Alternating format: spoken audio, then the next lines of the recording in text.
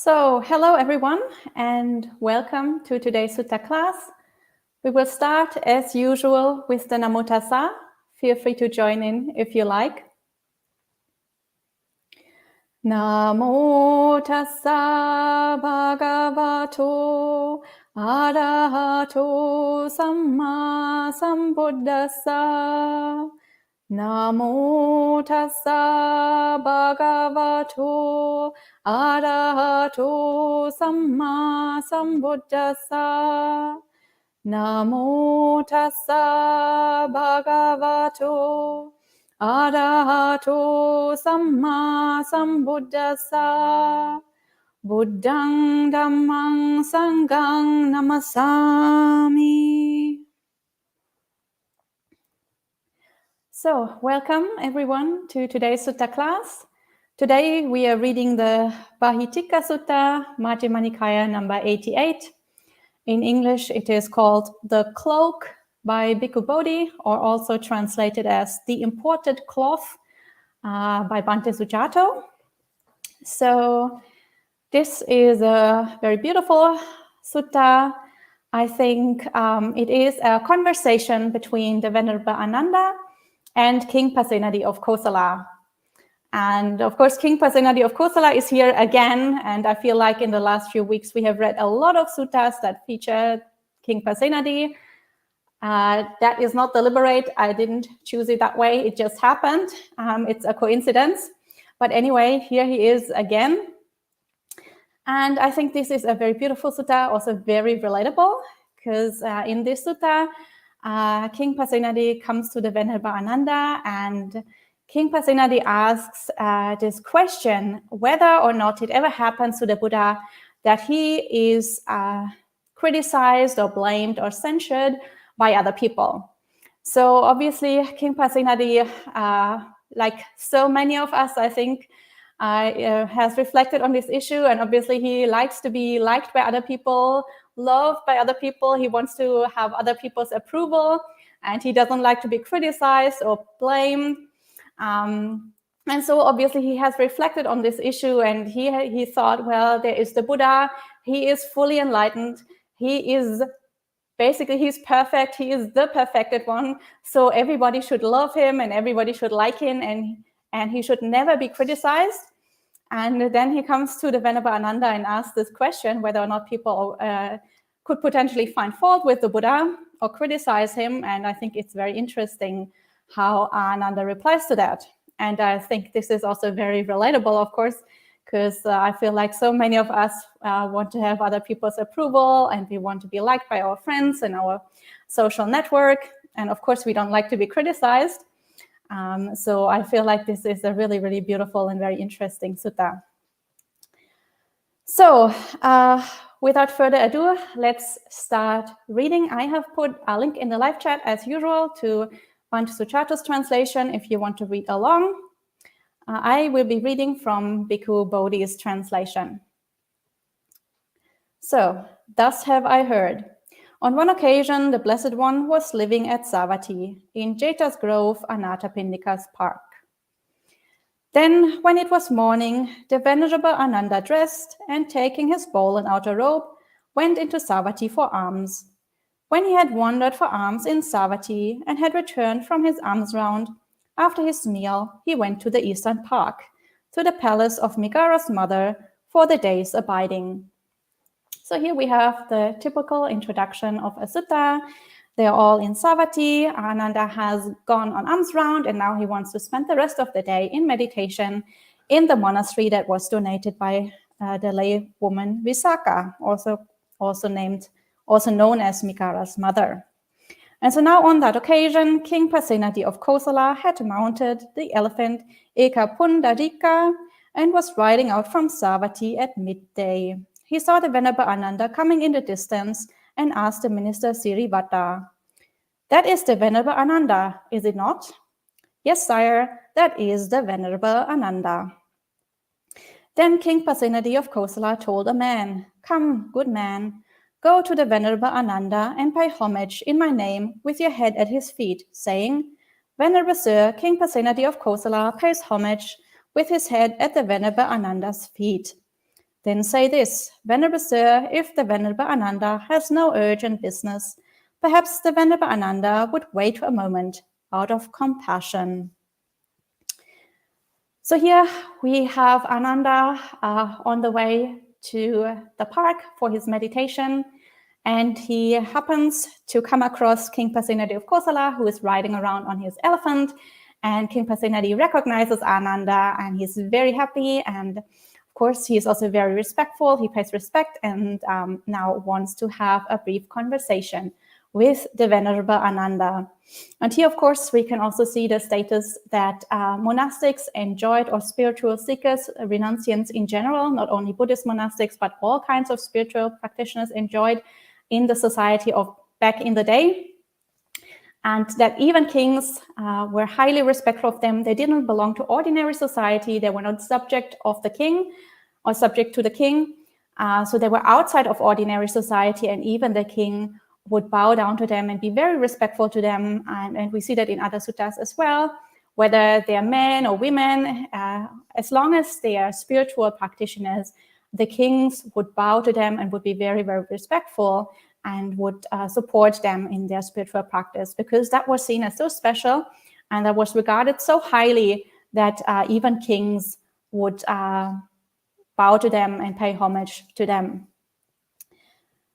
So here in this case, of course, King Pasenadi also personally knows Ananda. He recognizes him straight away, and so he is very interested to have a conversation. So, yes, sire, the man replied, and he went to the Venerable Ananda, and after paying homage to him, he stood at one side and said to the Venerable Ananda, Venerable Sir, King Pasenadi of Kosala pays homage with his head at the Venerable Ananda's feet. And he says this: Venerable Sir, if the Venerable Ananda has no urgent business, perhaps the Venerable Ananda would wait a moment out of compassion. The Venerable Ananda consented in silence. Then King Pasenadi went by elephant as far as the elephant could go, and then he dismounted and went to the Venerable Ananda on foot. After paying homage to him, he stood at one side and said to the Venerable Ananda, If, Venerable Sir, the Venerable Ananda has no urgent business, it would be good if you would go to the bank of the river Achiravati out of compassion. The Venerable Ananda consented in silence. So now King Pasenadi personally goes to Ananda and pays respect again. And of course, now that he wants to have a conversation, they can't do that in the middle of the city where it's very loud and very busy and very noisy and you can't really sit down. So they go to a quiet place. They go to the bank of a river, the river Achiravati, and they have their conversation there. So the Venerable Ananda went to the bank of the river Achiravati and sat down at the root of a tree on a seat made ready. Then King Pasenadi went by elephant as far as the elephant could go, and then he dismounted and went to the Venerable Ananda on foot. After paying homage to him, he stood at one side and said to the Venerable Ananda, Here, Venerable Sir, is an elephant rug. Let the Venerable Ananda be seated on it. So again, this is a sign of respect. King Pasenadi is offering Ananda his own seat, an elephant rug, and elephants, of course, were considered very, very precious and very, very special animals.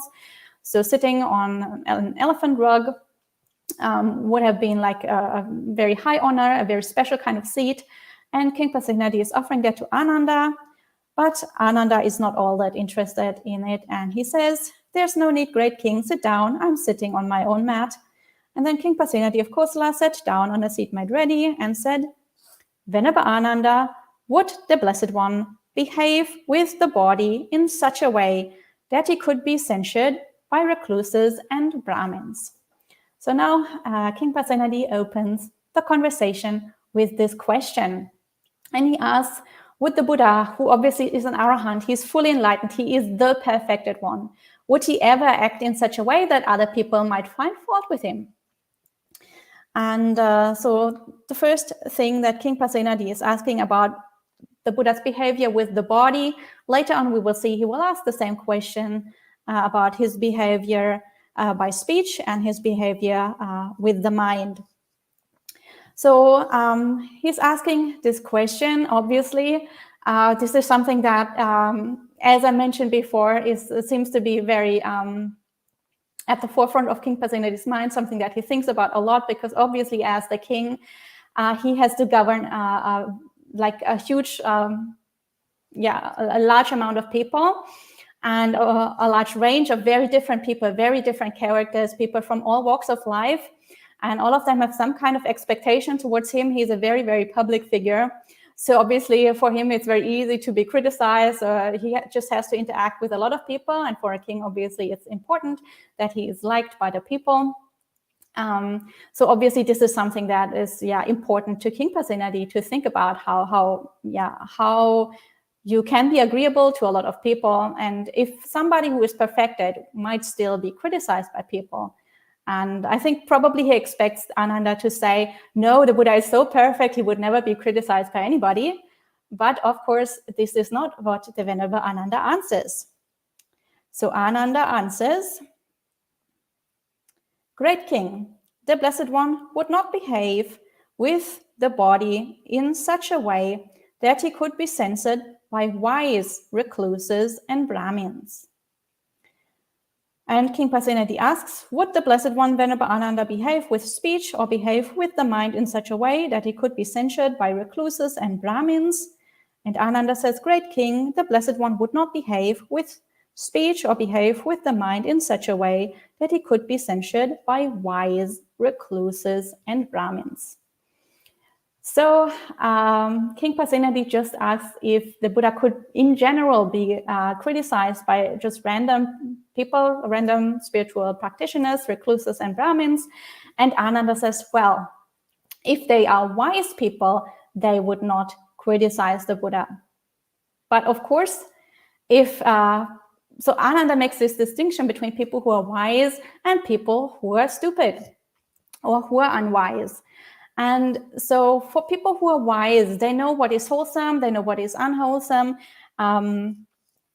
They know which kind of behavior is appropriate, and such people would not criticize the Buddha, because the Buddha, being fully accomplished, being fully enlightened, obviously is a very virtuous, very ethical person.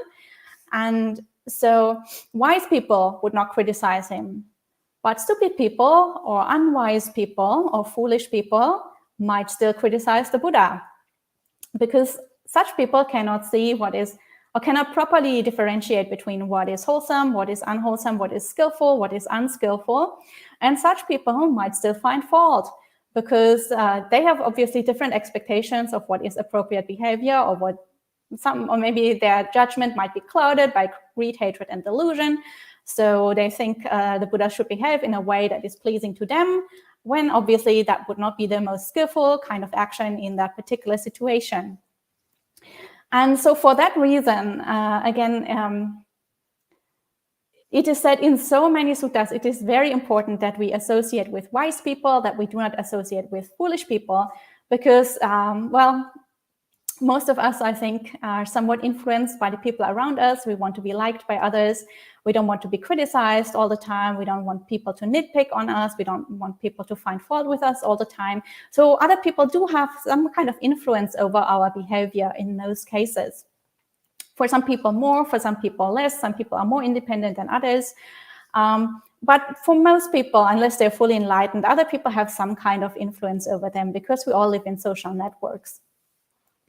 And because other people have some kind of influence on our behavior, it is very important that we wisely choose the people that we live with. And for that reason, also in other suttas, for example, the Buddha has said that spiritual friendship is so important. It is the whole of the spiritual practice, because other people, if we have good people around us, they will encourage us in doing what is skillful and what is beneficial, and they will discourage us from doing what is unbeneficial or unwholesome. Whereas if we have unskillful people around us, they will want to do things that just strengthen our defilements, that strengthen greed, hatred, and delusion. They will encourage us to do unwholesome stuff, to create bad karma, and that will, of course, cause obstructions on our spiritual path. And for that reason, the environment, the social groups, the social networks that we form around us is so important. And for example, we see that in so many suttas. There's also the Mangala Suta, the very famous Parita, which in the very first line of that Mangala Suta, it says, not to be around fools, but to be in company with the wise. That is the highest blessing, because like other people have so much influence on us that it's such a blessing to have good people around us who can help us on the spiritual path and encourage us, and not to let us be influenced by foolish people around us. So this is what Ananda points out here. Even the Buddha can still be criticized by people, because some people just are foolish and they can't properly differentiate between what is right and what is wrong, and what is skillful and what is unskillful. And so King Pasenadi hears this answer and he's greatly delighted, and he says, "It is wonderful, Venerable Sir, it is marvelous. For what we were unable to accomplish with a question has been accomplished by the Venerable Ananda with the answer to the question. We do not recognize anything of value in the praise and blame of others, spoken by foolish, ignorant persons who speak without having investigated and evaluated. But we recognize as valuable the praise and blame of others, spoken by wise, intelligent, and sagacious persons who speak after having investigated and evaluated." So King Pasenadi is not upset that Ananda changed his question or that Ananda corrected his question. He is very joyful. He rejoices. He recognizes that he asked the wrong question.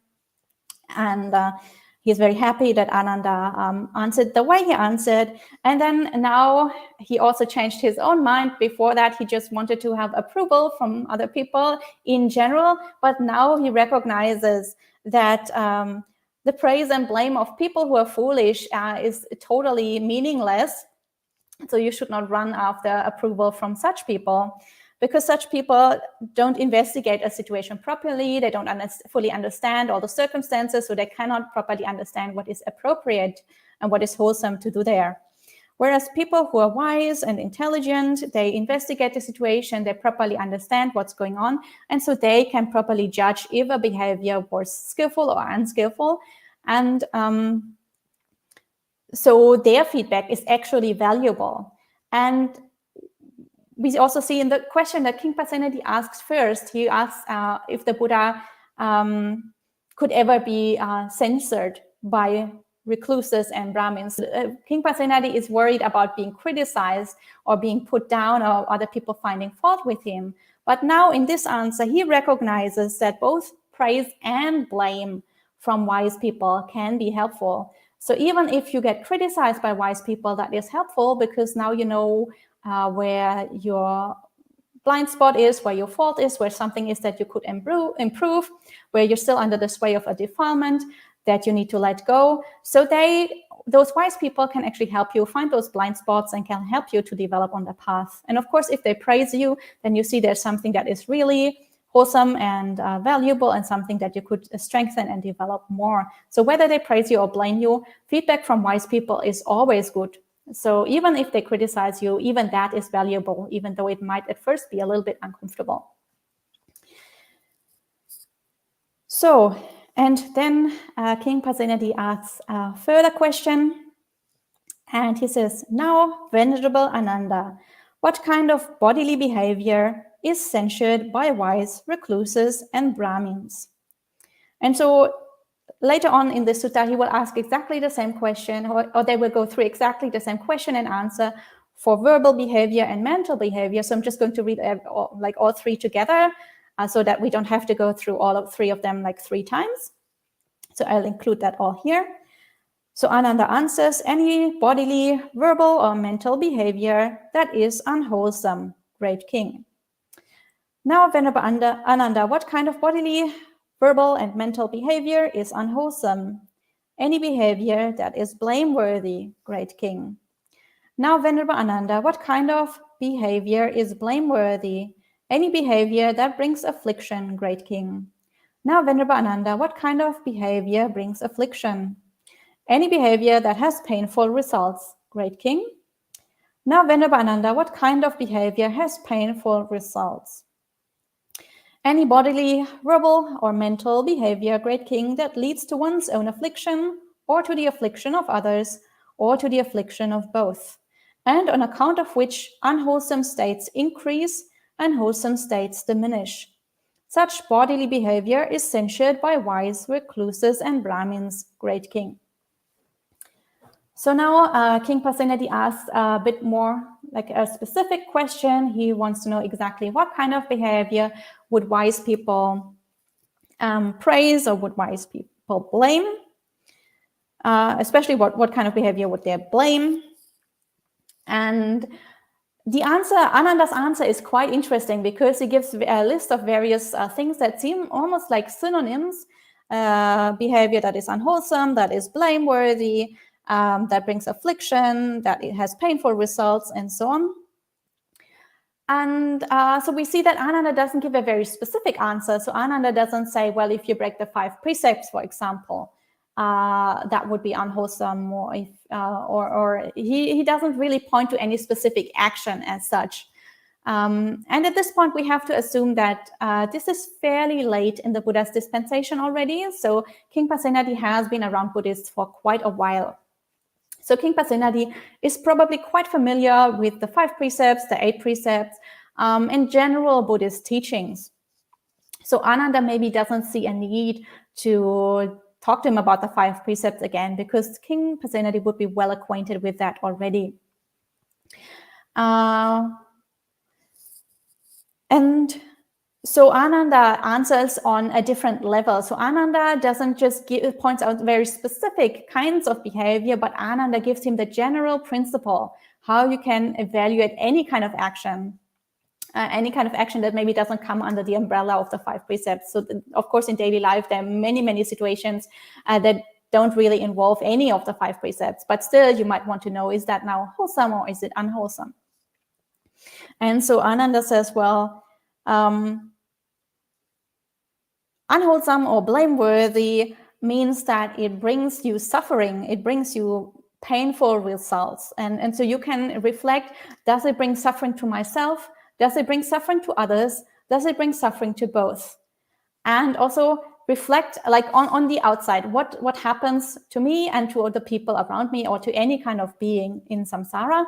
And also mentally inside myself, what happens? Do my unwholesome states increase? Do my defilements increase? Am I making a lot of bad karma? Am I creating more greed, hatred, and delusion in my mind? Or am I diminishing my wholesome states? So am I creating blockages? Am I weakening my mindfulness? Am I weakening my right effort? Am I weakening my samadhi or any of my other important factors of the practice path, of the Buddhist path? Is any of this weakened if I act in such and such a way? And so both, does it create affliction for myself and others on the outside? Does it create more suffering in the world? And also, how do I internally react to this? What kind of qualities does this create in my mind, the good ones or the bad ones? And so this is how you can evaluate any kind of action, even if it doesn't have any kind of relation with, let's say, the 5 precepts and so on. And in this way, now this is kind of a little bit of a higher teaching, more like, of course, more difficult to understand, but also a little bit broader than just teaching, for example, about the 5 precepts. But as I mentioned, King Pasenadi already has, at this point, has gotten quite a few teachings from the Buddha and from Ananda, because this is fairly late in the Buddha's dispensation already. And so Ananda says, if you act in this way, then this kind of behavior is censured by wise recluses and Brahmins, great king.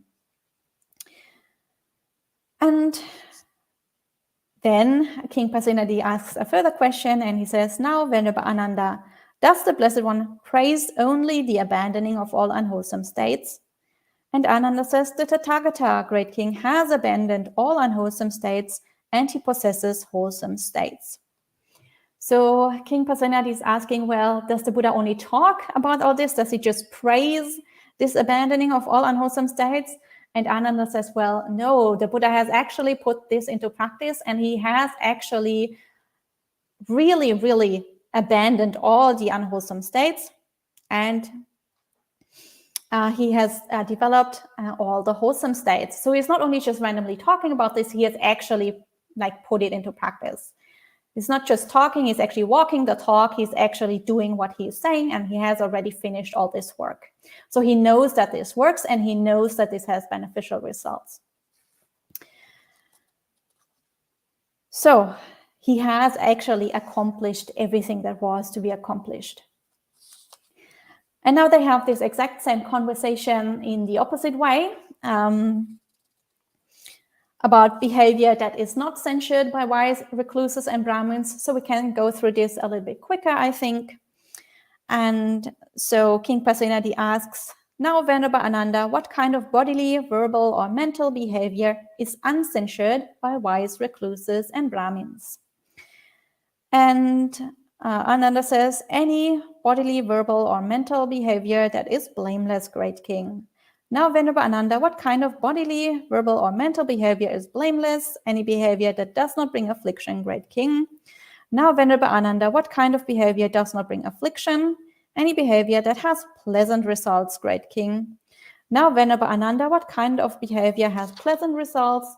Any behavior, great king, that does not lead to one's own affliction or to the affliction of others or to the affliction of both, and on account of which unwholesome states diminish and wholesome states increase.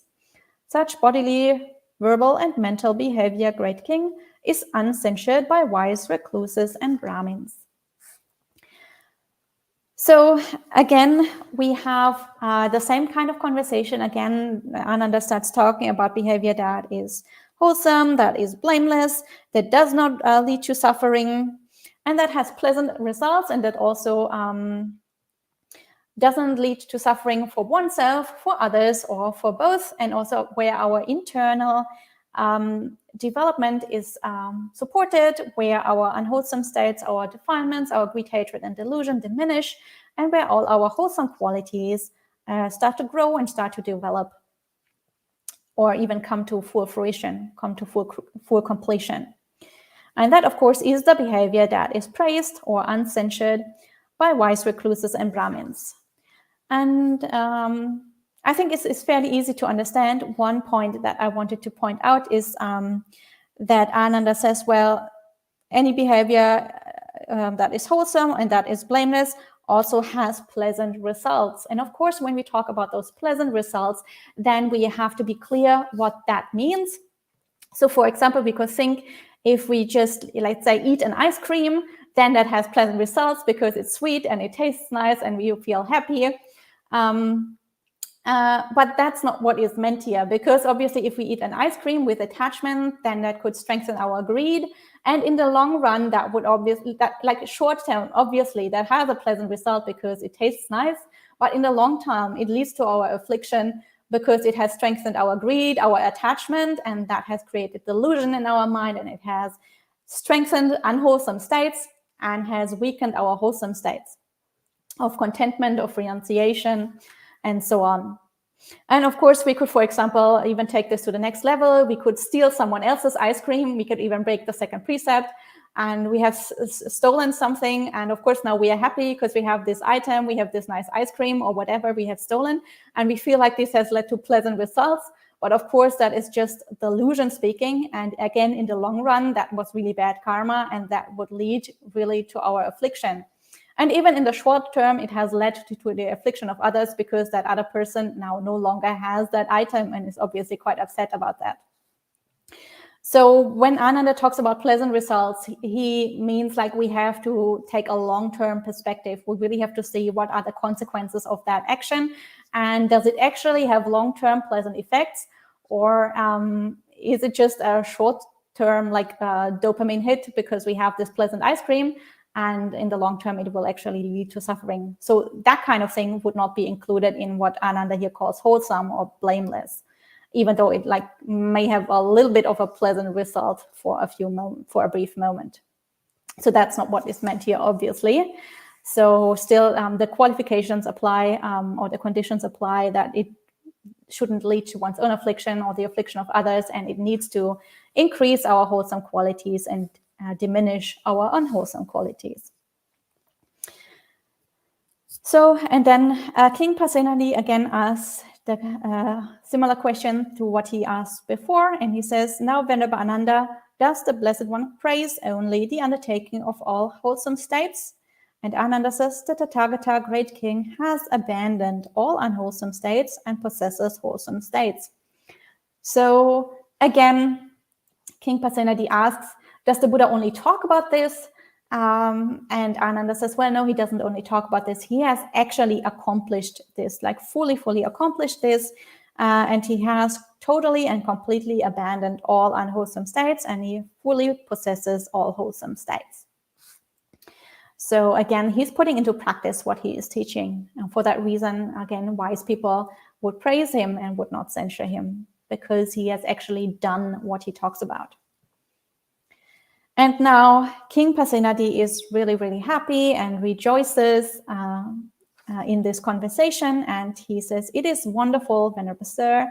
It is marvelous how well that has been expressed by the Venerable Ananda. And we are satisfied and pleased by what has been so well expressed by him. Venerable Sir, we are so satisfied and pleased with what has been so well expressed by the Venerable Ananda, that if the elephant treasure were allowed to him, we would give it to him. If the horse treasure were allowed to him, we would give it to him.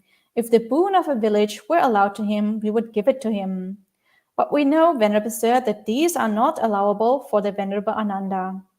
But there is this cloak of mine, Venerable Sir, which was sent to me packed in a royal umbrella case by King Ajatasattu of Magadha, 16 hands long and 8 hands wide. Let the Venerable Ananda accept it out of compassion. So King Pasenadi is very, very happy with this Dhamma talk, and he wants to really, really show his gratitude for this very special teaching that is very close to him, very dear to him. And he wants to show that with a really, really, big present to the Venerable Ananda. He wants to really show that how overjoyed he is with this teaching. And so he says, well, I'd like to give you an elephant, but I know you can't accept an elephant, and you also can't accept a horse, because obviously monastics cannot accept other beings, including animals. And then King Pasenadi thinks about offering a whole village to Ananda. And of course, monastics cannot accept that either. So back in the day, it was common for a king to give a village to somebody who has given a very big service to him, let's say a minister, or let's say some other very outstanding person that has really supported the king in some way. And so that person would then basically possess that village, so they would be entitled to all the revenues and to taxes from that village. And also the people who live in that village would sort of have to do work for them. So having a boon of a village means that you get a lot of money, and you also have people working for you. And obviously that is not allowed for monastics either. But monastics can accept the 4 requisites, and especially here in this case, a cloth requisite. And cloth was difficult to get for monastics back in the day. Cloth was very expensive, very hard to get. And so King Pasenadi has this very, very special cloth. And this cloak, which seems to be really, really enormously large. So I don't know how King Pasenadi really wore this. It must have had a very long train that was trailing behind him or something. But obviously him being a king, this is also a status symbol, because cloth was expensive. So if you have this really, really amazing and very large cloth, that really shows that you have very high status, because you can afford to have such a huge, cloak. And so this is a very special one. Also, it seems to have been a royal gift. So another king, King Ajatasattu of Magadha, has sent this to him. And again, this King Ajatasattu is the successor of King Bimbisara. He was the son of King Bimbisara, and he killed his father to take over the throne. And this is again one indication why the sutta takes place fairly late in the Buddha's dispensation, because in the early stages of the Buddha's dispensation, King Bimbisara was still king of Magadha. So we see that this is towards the later stages in the Buddha's teaching career, which is why King Pasenadi already has a good knowledge of Buddhist teachings, which is why Ananda doesn't need to teach him about 5 precepts, for example, and which is also why he is very well acquainted with the Venerable Ananda and immediately recognizes him in the beginning when he's passing by on his elephant. And so now he's trying to offer this very large, very expensive cloak to the Venerable Ananda that is so special that it was given to him by another king. Packaged in a royal umbrella case, so a very special packaging. I'm not exactly sure what an umbrella case means and why you would put a cloth in it, but obviously it just means that it was a very, very special kind of cloth. So Ananda says, "It is not necessary, great king. My triple robe is complete." And the king says, "Venerable sir, this river Achiravati has been seen both by the Venerable Ananda and by ourselves when a great cloud has rained heavily on the mountains. Then this river Achiravati overflows both its banks. So too, Venerable sir, the Venerable Ananda can make a triple robe for himself out of this cloak, and can share out his old triple robe among his companions in the holy life. In this way, our offering will overflow. Venerable sir, let the Venerable Ananda accept the cloak." So King Pasenadi is very determined to show his gratitude and to offer this cloak. And so he tells Ananda, just, accept it, make a new robe, triple robe for yourself, and give your old one to others. And so in this way, my generosity will spread and more people can benefit, and it would just be good for everybody. I can make all this merit, and I can even make more merit because other people also benefit. And so here, this passage is also very interesting from a Vinaya standpoint, so from the standpoint of monastic rules. Because here it is stated exactly how large this cloak was, namely 16 hands long and 8 hands wide. And King Pasenadi obviously thinks that Ananda can make a triple robe out of this. So a triple robe means a standard set of robes for monks. So monks usually had 3 robes, nuns had 5 robes, and the 3 robes that monks had was one lower robe, which is like, let's say, a skirt, and then an upper robe, which is like this one that I'm wearing that covers the whole body, and then what we call a sangati, which is like this very large upper robe, but double layered so that you can wear it in winter when it's cold. And so basically it's like having 4 robes because the sangati is double layered, so it's like 2 robes sewn together, so basically 4 robes in total. And back in the day, monastics, both monks and nuns, used to have only one set of robes. Nowadays, some monks and nuns still do that. Many monks and nuns have multiple sets of robes because it's just much easier. If you want to wash your stuff, then you can just wash one set while you wear the other. But back in the day, cloth was very, very rare, was very, very special and expensive. So people used to have only one set of robes.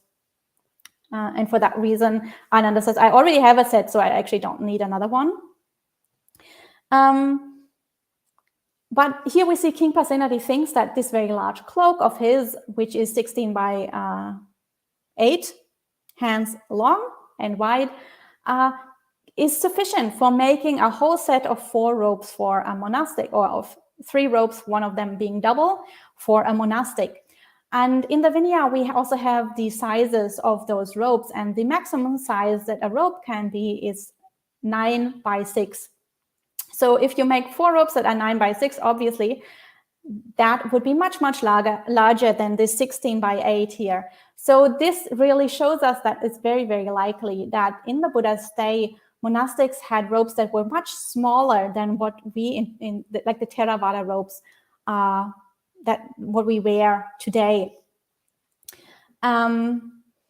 Because otherwise, the king wouldn't, like really wouldn't be all that generous if the king offers a piece of cloth and then it turns out it's way too small to actually make this triple robe. So here, it seems that King Pasenadi really believes, and Ananda also really believes, that this cloak would easily be sufficient for making a new triple robe, which seems to imply that robes were much smaller then, and they didn't really make robes to the maximum size that was allowed in the Vinaya. And that makes a lot of sense because, as I mentioned, cloth was very expensive back then, so you wouldn't make robes bigger than they needed to be. And so probably the kind of robes that people wore back then are much smaller than what we're wearing today. Probably they're much more similar to, for example, what the Sialis, so the 8 precept nuns in Burma wear nowadays, or even what in Mahayana traditions, what they wear as their Sangati, which is also much smaller than ours. So that is probably much more similar to the actual size that they were using back in the day. And one of the indications why we think that they wore much smaller robes is this passage here in this text. So the king wants Ananda to make a triple robe out of this expensive royal cloak. And so now at this point, the Venerable Ananda accepted the cloak. Then King Pasenadi of Kosala said, "And now, Venerable Sir, we depart, we are busy and have much to do." And Ananda says, "You may go, great king, at your own convenience." Then King Pasenadi of Kosala, having delighted and rejoiced in the Venerable Ananda's words, rose from his seat, and after paying homage to the Venerable Ananda, keeping him on his right, he departed. Then soon after he had left, the Venerable Ananda went to the Blessed One, and after paying homage to him, he sat down at one side, related to him his entire conversation with King Pasenadi of Kosala, and presented the cloak to the Blessed One. Then the Blessed One addressed the bhikkhus. "It is a gain, bhikkhus, for King Pasenadi of Kosala. It is a great gain for King Pasenadi of Kosala that he had the opportunity of seeing and paying respect to Ananda." So now the king departs. Ananda tells the Buddha what happened. And of course, he thinks that this really very special cloak, this royal garment, basically, is much more suitable for the Buddha than for himself. So he offers this robe to the Buddha. And the Buddha praises him for that conversation that he had with King Pasenadi. And he also says, well, King Pasenadi is so fortunate that he had this opportunity of talking with the Venerable Ananda. So again, this is something I think that we also can reflect on and we can rejoice in if we have this opportunity to be around spiritual friends, to get good teachings from others, especially from people who are a little bit more advanced on the path than we are and who can give us Dharma teachings, then this is something that is very special. It is very, very hard to get in samsara. We are very lucky that we have these opportunities, and we should really reflect on this and we should really rejoice in this. And so this whole conversation that they had about, associating with wise people and being either praised or blamed or just getting feedback from them and getting teachings from them, this is actually why King Pasenadi was questioning about this and was talking about this. It's exactly what he was doing the whole time. Like he was associating with Ananda and he was getting this feedback from a wise person. So this whole sutta is basically putting into practice its own teaching. And so the Buddha praises this whole thing and really points out how fortunate people are when they have this opportunity of associating with monastics that can give teachings or that are fairly accomplished on the path. And so that is what the Blessed One said. The bhikkhus were satisfied and delighted in the Blessed One's words. So this is the Bāhitika Sutta, the end of our sutta for today. I hope you enjoyed it. It was talking about how to interact with a social group, what to do if we always feel like we want other people's approval, when other people criticize us, and what is the right approach there, and how to wisely choose the people that we surround ourselves with. So now if you have any questions or comments, then please type them in the live chat and I will see if I can answer them.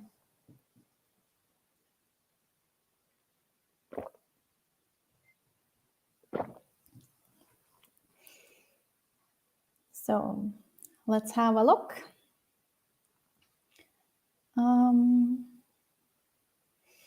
Welcome to all the venerables that have joined in. Venerable Kansarati, very nice to see you, and also Ayya Sarani. So good to see you. Thank you so much for joining in. And I just saw a question from Anagarika Sunya. Nice to see you. So she says, how are painful results to be understood? Many cases of blame arise from someone having painful mental results that they blame on us instead of their own hindrances. So, well, again, many people might blame us, but those wouldn't be the wise people. Like if people still are under the sway of their own hindrances and their own defilements and delusions, and they can't properly understand the situation, then those are those unwise people on whose opinion shouldn't matter too much to us. So this is exactly the question that King Pasenadi asked in the beginning. Would somebody who's fully enlightened still be censured by recluses and Brahmins? And Ananda says, well, the only opinion that matters is the opinion of wise people.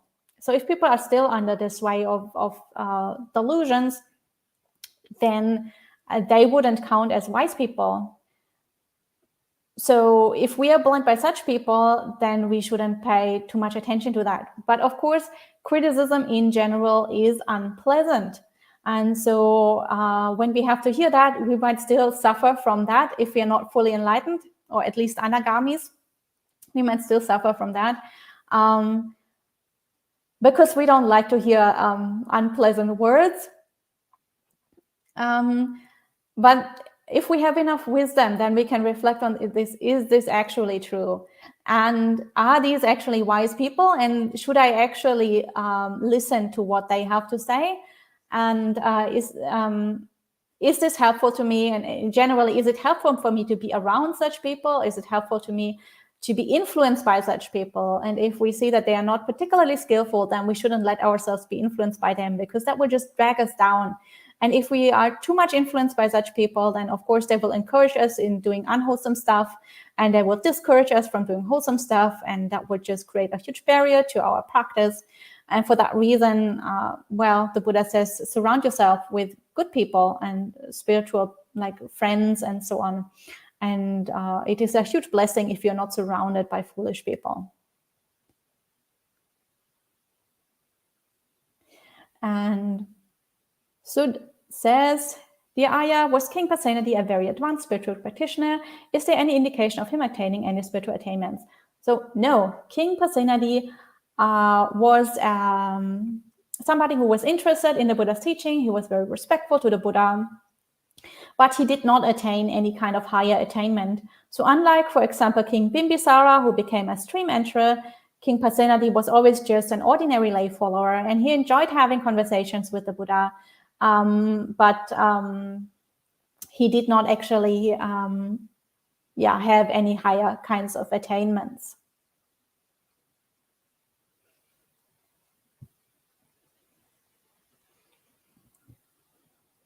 And then Celestino asks, the profound teaching for me was about the thoughts, because speech and action come from them. However, what about evaluating the intention before letting any thought come in the mind?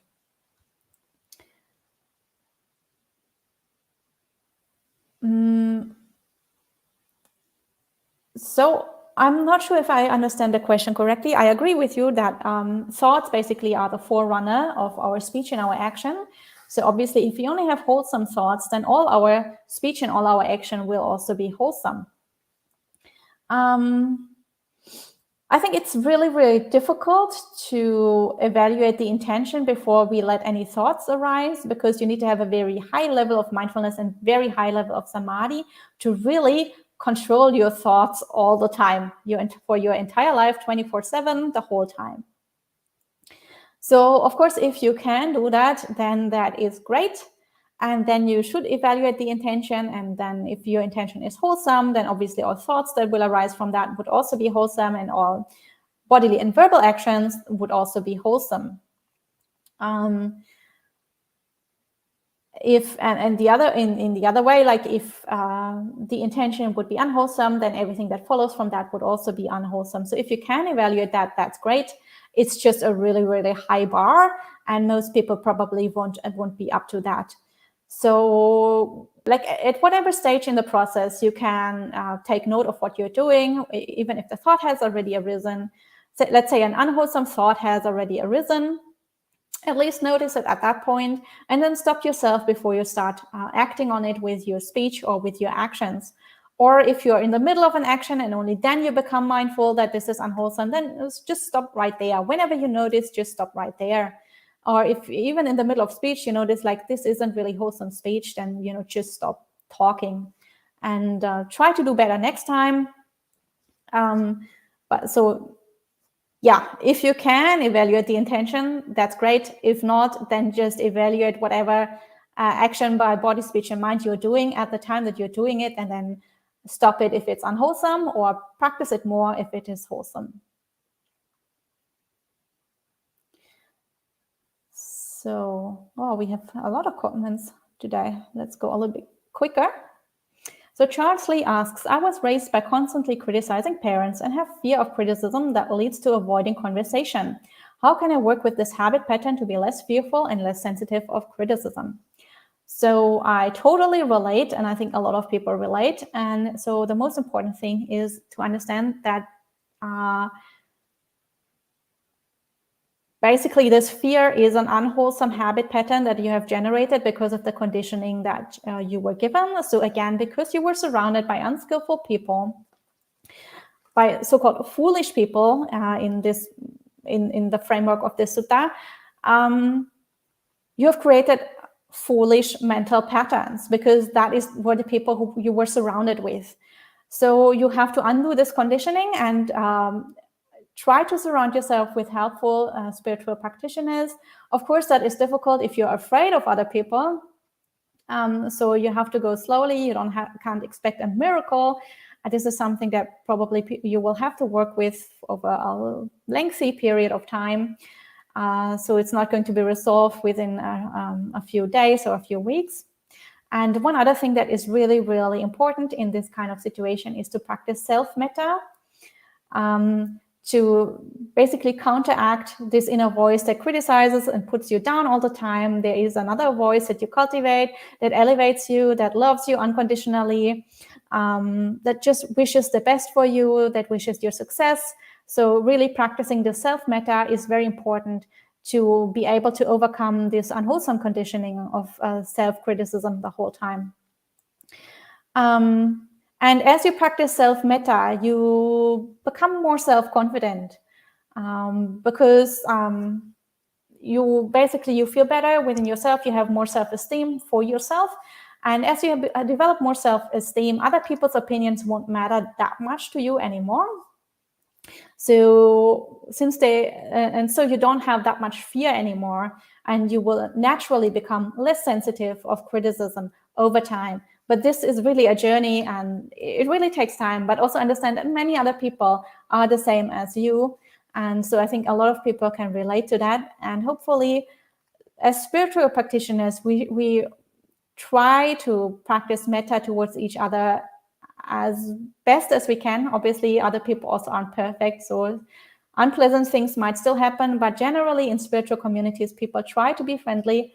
And so hopefully there is not that much need for fear if you have good people around you. But yeah, see it as a journey, see it as a training, and just, take it step by step. Try to get a little bit better every day, but don't expect a miracle.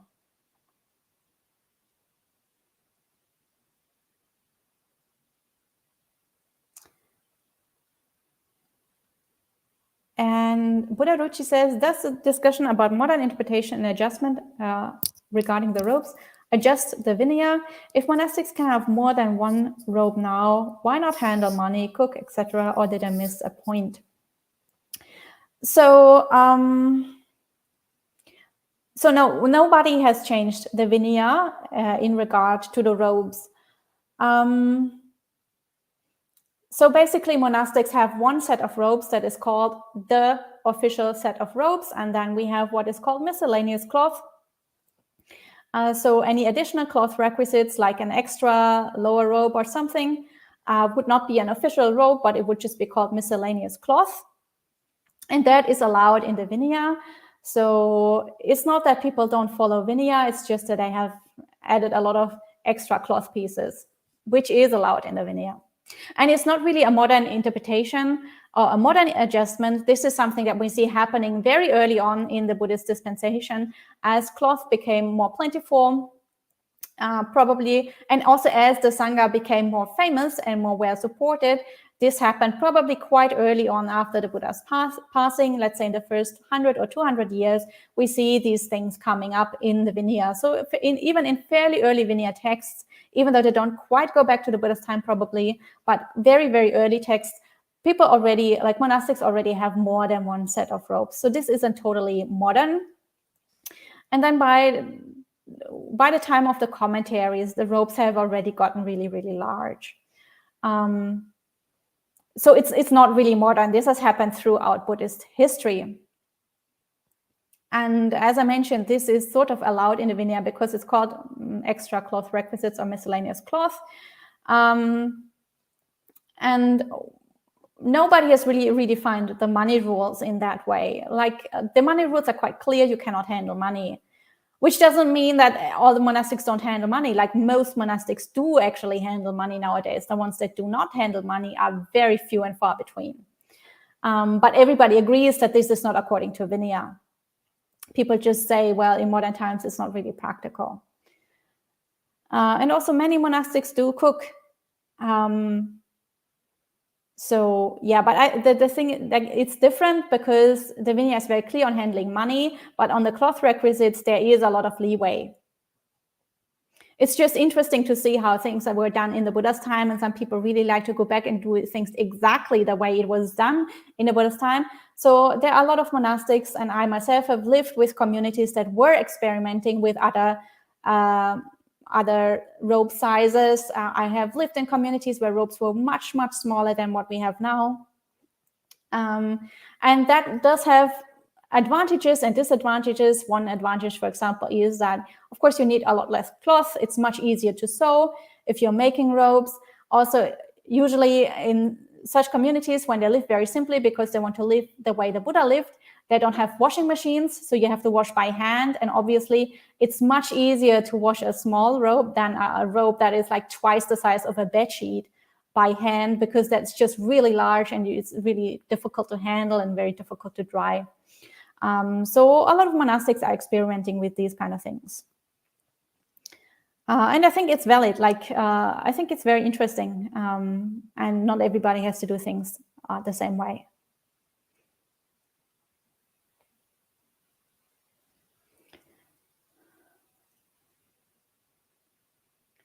And then I'm not sure, is this a question?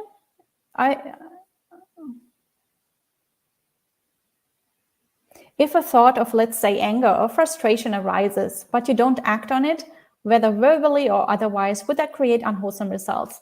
So yes, it would create some kind of unwholesome results because we have three different kinds of actions. One is the actions by body.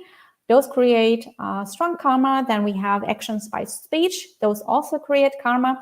And we have actions by mind, so mental actions, which are thoughts, emotions, and so on. And yes, those also can create karma.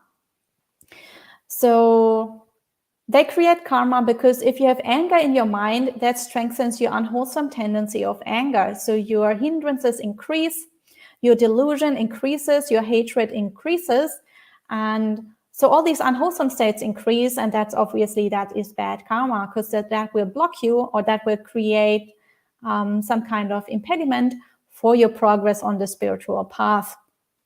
So mental actions are also creating karma, but they're not quite as strong as, let's say, verbal or bodily actions. Like if you imagine killing somebody, that is very unwholesome.